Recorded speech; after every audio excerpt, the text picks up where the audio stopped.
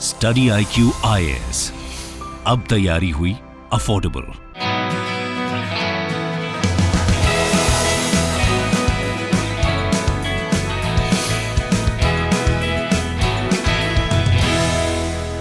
नमस्कार दोस्तों, पाकिस्तान के अंदर जो इकोनॉमिक क्राइसिस है वो गहराती जा रही है और नौबत ये आ गया है कि जो पाकिस्तान का PSU है, जैसे कि भारत में आपने देखा होगा सरकारी कंपनीज होती हैं, ONGC, BPCL बहुत सारी हैं, वैसे ही पाकिस्तान के अंदर भी जो सरकार है वो कुछ कंपनीज को ओन करती है जिसको सरकारी कंपनी कहते हैं।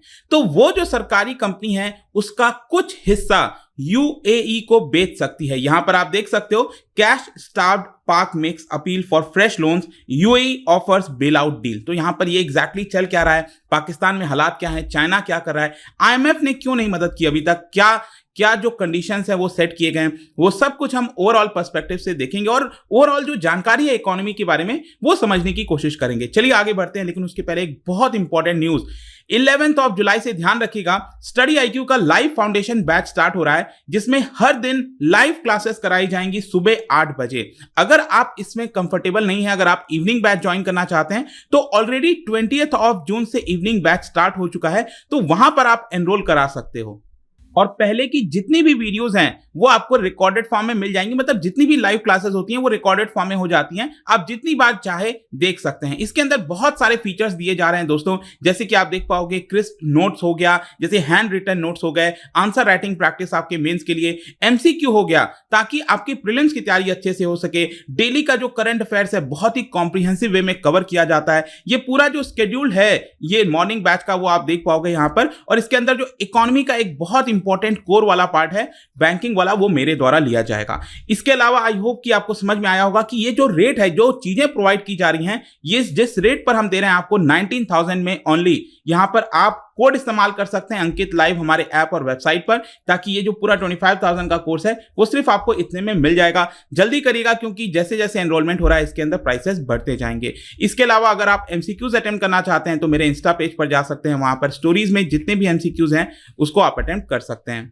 तो चलिए सबसे पहले देखते हैं एग्जैक्टली अभी हो क्या रहा है। देखिए, पाकिस्तान जो है वो अपने इकोनॉमिक क्राइसिस से उभरने के लिए, उससे बाहर निकलने के लिए यहां पर अब कोशिश जारी है कि यूनाइटेड अरब एमिरेट्स को जो है पब्लिक ओन्ड कंपनीज का कुछ हिस्सा जो माइनॉरिटी शेयर होता है वो यहां पर बेच सकता है। सिर्फ यही नहीं, चाइना से भी पाकिस्तान यहां पर बातचीत कर रहा है कि ताकि $2.3 बिलियन का जो लोन है वो और ज्यादा मिल सके। ऑलरेडी आपने देखा होगा कि चाइना से पाकिस्तान ने कई सारे लोन ले रखे हैं। इसके अलावा आप देख सकते हो, बताया जा रहा है कि जो चाइनीज कंसोर्टियम है, क्योंकि जो चाइनीज बैंक है उनके माध्यम से कई सारे चाइनीज बैंक मिलकर करीब ये जो लोन है $2.3 बिलियन का वो स्टेट बैंक ऑफ पाकिस्तान को देंगे। ध्यान रखिएगा, ये स्टेट बैंक ऑफ इंडिया की तरह नहीं है। जैसे हमारे यहां पर रिजर्व बैंक ऑफ इंडिया है सेंट्रल बैंक, वैसे ही स्टेट बैंक ऑफ पाकिस्तान भी आपको देखने को मिलता है। वहां की सेंट्रल बैंक को कहते हैं स्टेट बैंक ऑफ पाकिस्तान। तो इसके अलावा भी आप देख सकते हो यहां पर जो पाकिस्तान की इकोनॉमिक कंडीशन है वो इतनी ज्यादा प्रॉब्लमैटिक है कि जो फॉरेन एक्सचेंज रिजर्व है वो एकदम गिर गया है, $10 बिलियन के नीचे आ चुका है। और इसी की वजह से लगातार आप न्यूज सुनते रहते होंगे कि यहां पर चाय की किल्लत हो गई है। लोगों को बोला जा रहा है कि आप चाय मत पीजिए क्योंकि वो इंपोर्ट कराया जाता है, क्योंकि जो भी अगर आपको डॉलर में पे करना है, अगर आपके पास डॉलर नहीं बचा है तो एक प्रकार से बैलेंस ऑफ पेमेंट क्राइसिस आ गया, जैसे भारत में 1991 के समय हमने देखा था। उसी प्रकार से आप देख सकते हो UAE ने यहां पर एक प्रकार से ऑफर दिया है, क्योंकि एक तो प्रॉब्लम यह है कि UAE जो है वो डायरेक्टली लोन नहीं देना चाहता। UAE को यहां पर कुछ ना कुछ सिक्योरिटी चाहिए, तो $2 बिलियन का अगर यहां पर लोन देता है, और यही $2 बिलियन मैं आपको बता दूं कि 2019 में भी UAE ने दिया था, लेकिन 2019 का जो लोन है वो पाकिस्तान ने नहीं पूरा किया, रीपे नहीं किया, और इसी की वजह से UAE को डर है कि अगर वो वापस से पेमेंट करता है तो उसका पैसा वापस शायद नहीं आएगा। तो क्वेश्चन यहां पर यह है कि कौन कौन हेल्प कर रहा है। देखो, सबसे पहला तो UAE की गवर्नमेंट ने ऑफर किया है एक प्रकार से पाकिस्तान को कि अगर हम आपको लोन देते हैं तो यहां पर आपकी जो सरकारी कंपनीज हैं उसमें से हमें 10-12% हिस्सा चाहिए होगा, और ये जो पूरा पैसा है UAE वो अपने सॉवरेन वेल्थ फंड में से देगा। और एक्चुअली क्या है ना, ये बाई बैक बेसिस पर है।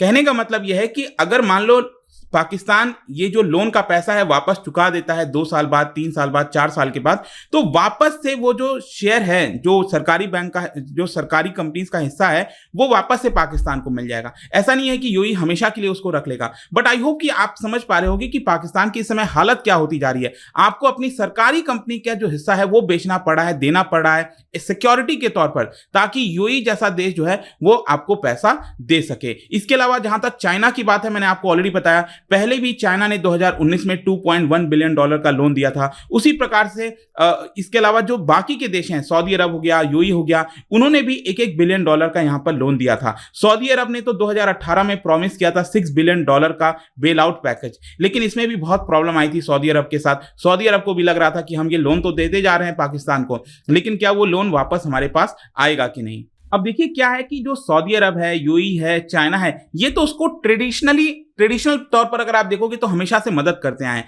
लेकिन पाकिस्तान इस समय जो नॉन ट्रेडिशनल अलाइज हैं उनसे भी मदद मांग रहा है। जैसे कि अभी 27 जून को यहां पर जो इकोनॉमिक अफेयर्स डिवीजन है पाकिस्तान का, उन्होंने ये बोला कि फ्रांस का जो गवर्नमेंट है, फ्रांस की गवर्नमेंट ने $107 मिलियन का जो लोन था उसको सस्पेंड कर दिया है। कहने का मतलब यह था कि पाकिस्तान को इतना अमाउंट पे करना था जुलाई से दिसंबर के बीच में, लेकिन पाकिस्तान उसको पेमेंट नहीं कर पाया, और इसी को देखते हुए यहां पर फ्रांस की सरकार ने निर्णय लिया कि चलो कोई बात नहीं, अगले 6 साल में धीरे धीरे कर आप ये लोन दे देना। तो ये भी यहां पर आपको देखने को मिलेगा कि फ्रांस जैसा देश भी जो है वो कुछ हद तक मदद कर पा रहा है। इसके अलावा जापान भी अगर आप देखोगे तो कोविड क्राइसिस को देखते हुए जापान ने 2021 में, अप्रैल 2021 में बोला कि जो 370 मिलियन का जो लोन है जो पाकिस्तान ने लिया है उसको भी हम सस्पेंड कर रहे हैं, आगे चलकर आप पे कर देना। मतलब कि नॉन ट्रेडिशनल अलाइज को भी हेल्प करनी पड़ी है पाकिस्तान को, ये हालत आ चुकी है। लेकिन यहां पर क्वेश्चन यह है कि आईएमएफ क्यों नहीं मदद कर रहा है, क्योंकि 1991 के क्राइसिस में आपको याद होगा तो आईएमएफ ने भारत को मदद की थी। अब प्रॉब्लम क्या है पाकिस्तान में कि जब भी सरकार चेंज होती है हमेशा पॉलिटिकल क्राइसिस आप देखने को मिलता है, तो समय समय पर हर 5-6 साल में आपको पाकिस्तान के अंदर क्राइसिस मिल जाएगा। तो बात यह है कि आईएमएफ भी कब तक मदद कर पाएगा। तो आईएमएफ ने रिक्वेस्ट तो किया है बेल आउट पैकेज के लिए आईएमएफ से, लेकिन आईएमएफ ने यहां पर कई सारा कंडीशंस डाल दिया है कि हम आपको डायरेक्टली इस तरह से लोन नहीं देंगे। जैसे आपको याद हो 1991 में भारत में को भी जब लोन दिया गया था बैलेंस ऑफ पेमेंट क्राइसिस के समय, तो बहुत सारी कंडीशंस रखी गई थी कि आपको अपनी इकोनॉमी को ओपन करना होगा, एलपीजी रिफॉर्म्स लाने होंगे, तो उसके बाद जाकर आईएमएफ रेडी हुआ था। तो यहां पर भी आईएमएफ पाकिस्तान से यह कह रहा है कि आपको एक तो पहले अपना जो इलेक्ट्रिसिटी का प्राइस है, टैरिफ है जो लोगों से आप लेते हो, उसको इंक्रीज करो। इसके अलावा जो लीटर पेट्रोलियम होता है, पेट्रोल डीजल हो गया, उस पर आप 50 रुपए एक्स्ट्रा लेना स्टार्ट करो, तब जाकर हम आपको लोन देंगे। सिर्फ यही नहीं, यहां पर आप देख सकते हो यह भी बोला है कि एंटी करप्शन बॉडी बनानी चाहिए ताकि सरकार के अंदर जो करप्शन है उसके अंदर प्रोब हो सके। और अगर ये सारी चीजें हो जाती हैं तो आईएमएफ ने कहा है कि पाकिस्तान का ये जो रिक्वेस्ट है बेल आउट पैकेज का, वो हम अपने एग्जीक्यूटिव बोर्ड को भेज देंगे, और मे भी हो सकता है इसकी वजह से $2 बिलियन आईएमएफ के माध्यम से पाकिस्तान को मिल जाए। तो ये सारी सिचुएशन है। लेकिन क्वेश्चन ये है कि पाकिस्तान की इकोनॉमी के साथ हुआ क्या। देखो पिछले कुछ वर्षों में कई सारे मल्टीपल फैक्टर्स आपको देखने को मिलेंगे जिसकी वजह से इस समय इन्फ्लेशन रिकॉर्ड स्तर पर चला गया है। फॉरेन एक्सचेंज रिजर्व पाकिस्तान के पास है नहीं। वर्ल्ड बैंक का जो आउटलुक है उसका यह कहना था कि लॉन्ग स्टैंडिंग स्ट्रक्चरल वीकनेस देखने को मिलता है पाकिस्तान की अर्थव्यवस्था में, प्रोडक्टिविटी ग्रोथ बहुत ज्यादा कम है। इसके अलावा जो एक एक्सटर्नल एनवायरनमेंट फॉर एक्सपोर्ट होता है, कहने का मतलब है कि भारत में भी अब धीरे धीरे हमने बहुत सारी चीजों का जो है एक्सपोर्ट है वो करना स्टार्ट कर दिया है। तो वो एक्सपोर्ट अगर आप नहीं करोगे और आप सिर्फ इंपोर्ट कराओगे तो आपका तो करंट अकाउंट डेफिसिट बढ़ता जाएगा। और यही चीज आपको देखने को मिल रहा है कि डेफिसिट बढ़ा है, जितना डॉलर पाकिस्तान के पास था वो सब उन्होंने खर्च कर दिया, और इसकी वजह से पाकिस्तानी जो रुपी है वो अपना एकदम डिप्रिसिएशन पर चला। आप देख सकते हो यहां पर कि एक साल पहले $1 इक्वल्स टू 150 पाकिस्तानी रुपी के आसपास हुआ करता था एक साल पहले। आज के डेट में ये 210 रुपी से भी ऊपर चला गया। अभी थोड़ा सा जब ये बातचीत चल रही थी तब जाकर यहां पर थोड़ा सा इंप्रूवमेंट आया, लेकिन ये 200 पाकिस्तानी रुपी के ऊपर चला गया है, मतलब रिकॉर्ड लो पर चला गया है। ये पहली बार ऐसा नहीं हुआ है पाकिस्तान के अंदर। फाइनेंशियल क्राइसिस लगातार देखने को मिले हैं, लेकिन इस बार प्रॉब्लम क्या है कि जो इंटरनेशनल ऑर्गेनाइजेशंस हैं वो रेडी नहीं है पाकिस्तान को मदद करने के लिए जैसे वो पहले रेडी हुआ करते थे, except except for China. China तो चलो ठीक है कि वो उसका काफी क्लोज अलाई हो गया है, वही मदद करता रहता है समय समय पर, लेकिन बाकी के ऑर्गेनाइजेशन जैसे कि यूएई हो गया, मैंने आपको बताया, उनको यहां पर सिक्योरिटी चाहिए, पाकिस्तान की जो सरकारी कंपनीज हैं उसमें शेयर चाहिए, तभी वो लोन देगा। लेकिन इसके अलावा रिसेंटली वर्ल्ड बैंक ने ये बोला, क्योंकि अभी आपने देखा होगा कि जो इमरान खान की सरकार है वो चली गई और एक नई सरकार आई है शहबाज शरीफ के लीडरशिप में। तो वर्ल्ड बैंक ने यहां पर कहा है कि कुछ एरियाज में धीरे धीरे पाकिस्तान इंप्रूव कर रहा है, जैसे कि राइस हो गया, शुगर केन फार्मिंग हो गया, और इसके अलावा कुछ प्राइवेट कंजम्पशन में भी ग्रोथ देखने को मिला है, जो कि कोविड के समय काफी ज्यादा नीचे चला गया था। इसके अलावा आपको याद होगा अभी FATF का जो मीटिंग हुआ था उसमें उन्होंने एक्नॉलेज किया कि पाकिस्तान ने कुछ जो इश्यूज हैं जैसे टेरर फाइनेंसिंग हो गया उसको एड्रेस करने की कोशिश की है, और वो हो सकता है ग्रे लिस्ट से बाहर आ जाए, और इसकी वजह से अगर ऐसा होता है तो पाकिस्तान के पास ज्यादा इन्वेस्टमेंट आ सकेगा, वो बोरो करने में उसको ज्यादा आसानी हो सकेगी। लेकिन ये देखने वाली बात होगी। वर्ल्ड बैंक ने कॉशन किया है कि अभी अगर हम देखें तो बहुत सारे चैलेंजेस हैं, जैसे डोमेस्टिक फ्रंट पर पॉलिटिकल टेंशन हो गया, पॉलिसी जो नहीं बनाई जाती है, कोई पॉलिसी लाई जाती है तो उसका विरोध हो जाता है एक्सट्रीमिस्ट के द्वारा।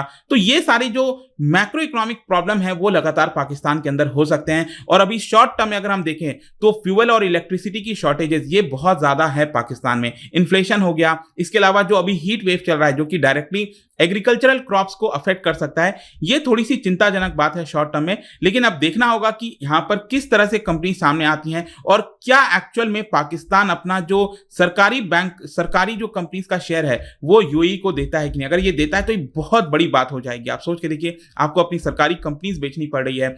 जाने से पहले एक इंटरेस्टिंग क्वेश्चन आपके लिए, क्योंकि हम एलपीजी वगैरह की बात कर रहे थे, तो क्या आप बता सकते हो which of the following is the outcome of globalisation of countries economy? मतलब कि किसी भी देश में ग्लोबलाइजेशन को अगर अपनाया जाता है तो उसका क्या आउटकम होता है, यह आपको बताना है। इसका राइट आंसर आपको पता ही है, मेरे इंस्टाग्राम पर तो मिलेगा ही, वहां पर अगर आप नहीं हो कोई बात नहीं, टेलीग्राम से भी ले सकते हैं इसका सही उत्तर। मैं कई सारे जो एमसीक्यूज हैं वो यहां पर स्टोरीज में डालता रहता हूं। बाकी अगर आपको पीडीएफ चाहिए तो टेलीग्राम पर आइए, अलग अलग सोशल मीडिया पर आप जुड़ पाओगे। और जैसा मैंने बताया, यूपीएससी की तैयारी बहुत आसान हो गई है। लाइव फाउंडेशन बैच को आपको ज्वाइन करना है, क्योंकि यहां पर सब कुछ लाइव पढ़ाया जाता है, अलग अलग फीचर्स दिए जाते हैं, that too at a very affordable rate, just 18,999। Use the code Ankit live हमारे ऐप और वेबसाइट पर, और ये आपका ऑफर एप्लीकेबल हो जाएगा। आई होप कि वीडियो आपको पसंद आया होगा। मिलता हूं next time, till then thank you very much, see you soon.